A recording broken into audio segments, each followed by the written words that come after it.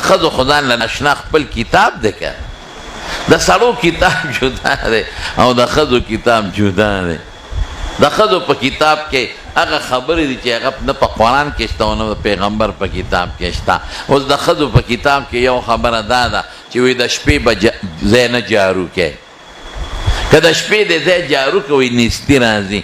خدای دې بې خو بس ولې دروغ وایي، د شپې هم جارو کولی شي او دروغ دی. وی د جمعې په ورځ جامې مینځه ګورې نیستي راځي. زمونږ طالبان خو ټول د جمعې په شپه او د جمعې په ورځ جامې اینځي او وی چې مړی وشي نو چې کم ځای ولمبې نو څلوېښت ورځې بالته ډیوه بالی.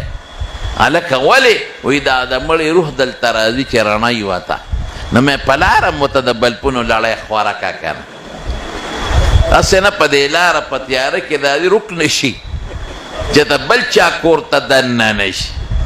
دا د ښځو خپلې قصې دا رواجونه به نه کوې. یو علاقه کې راته چا وی چې دلته مړی وشي او لمبولو لیوالي نو خلک کباب خوري. مې دا لا ښه رواج دی کباب ترسکون دی. هلکه دا ولې؟ وی چې دا کباب ترسکون دی او په مړي سخته تیره ده نو خولې ترخه ده نو دا ترسکون کباب وخوره. نو مې خوله د هغه ترخه ده او کباب ته خورې هغه له خوله کې ومنډه که دا رواجونه دي د ګناه. زمونږ په وطن کې خلک الوا پخوي دلته نیم خبر خو چې په تخته اچوي نو خلک الوا پخه کي. هلکه دا څه کوې؟ دا رواجونه مه کوئ. خیرات هر وخت کولی شی مړي الله په نوم او ثواب یې مړي ته بخی خو ښکلې خیرات وکړئ او د ودو تخصیصات مه کوئ چې دې ورځ باندې به کوم او په دې ټیم به نه کوم او په دې ټیم به نه کې ثواب زیات دی او په دې کې کم دی. نو د خپل ښځو ځان له خپل یو کتابي یو دل راته چا وی اوس په دې ملک کې دا رواج دی چې ښځې د ملنګ بابا الوا پخی. مې د ملنګ بابا الوا څه ته وایي؟ وی دا ماشومان په دې کوڅو کې ګرځئ او په دې ماشومانو پیسې راغونډئ. په دې کورونو کې چې موږ د ملنګ بابا الوا پخو او سوال کوي پیسې راغونډئ نو په هغې سوجي موجي غوړي والي نو الوا پخه کړي. مې دا خو ښځو ښه قانون جوړ کړی دی. الوا ته اړه کېږي نو دا چل جوړ کړي د ملنګ بابا. ملنګ بابا څه ته وایي؟ مونږ خو ملنګ بابا نه پېژنو.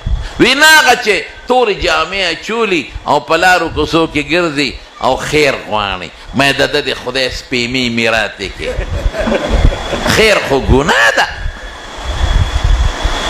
سوال کول خو ګناه ده. خو مونځ هم نه کوي.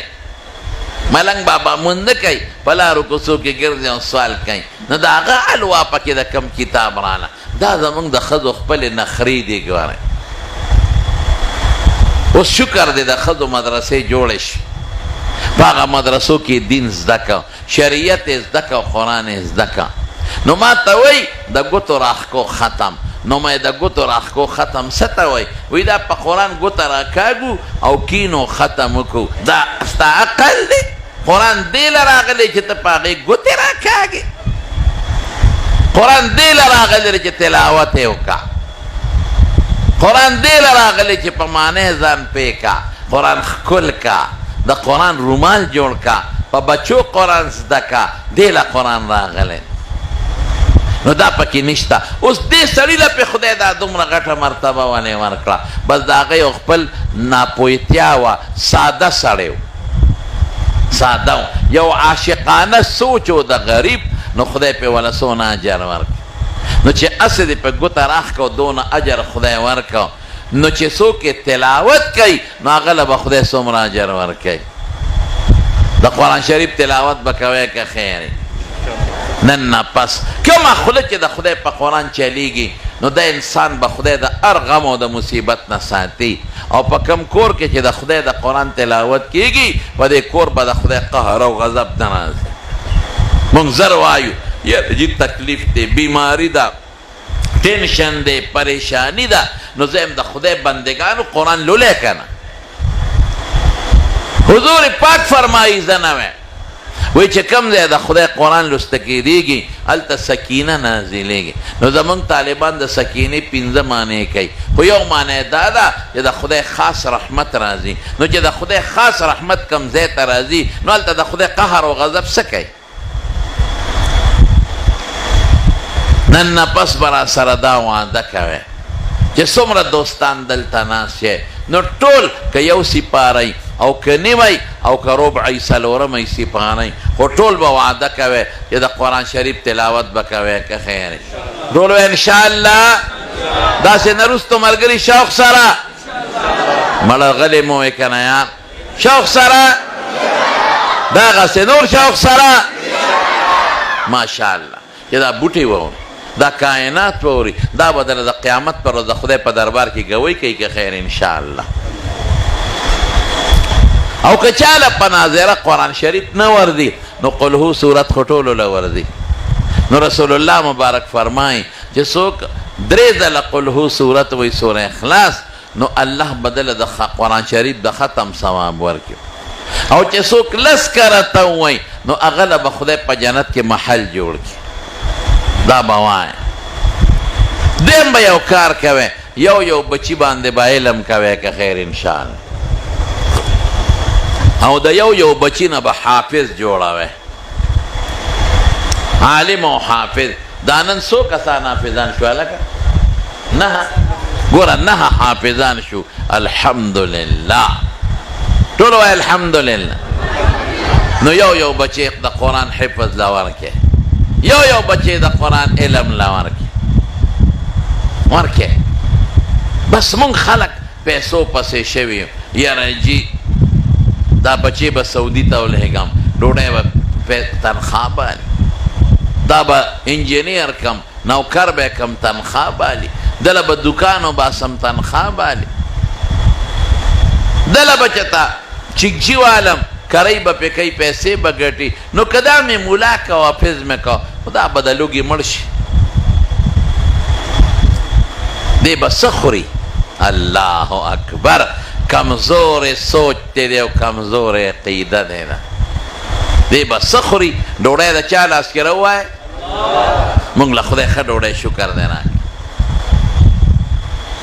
مونږ له الله روزي راکړه مونږ له خدای ښه ډوډۍ راکړه. تاسو څه وخوړل چې وایي د لوږې به مړ شي؟ مونږ د لوږې نه مرو خفه کېږئ ما د ځان خیال ساتئ تاسو د لوږې مړه نه شي. څه خورئ تاسو؟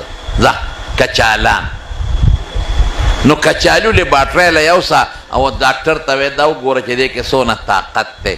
او وایي خدای ته وګوره اوس کچالو کې طاقت د کمې نه طاقت خو په هغه شي کوي چې په خېټه کې ګنټه 2 تېرې کړي نو دا معده او دا کولمې ته طاقت راکاږي. نو دا مردار خو چې څنګه ورځي په منډه نو زیم په منډه دغې طاقت د کمې راغی. ګوپي هلکه ګوپي ترخ کې مو ګوپي نیولې دي او داسې ټالی کېږي او کور ته وړی ګوپي وړمه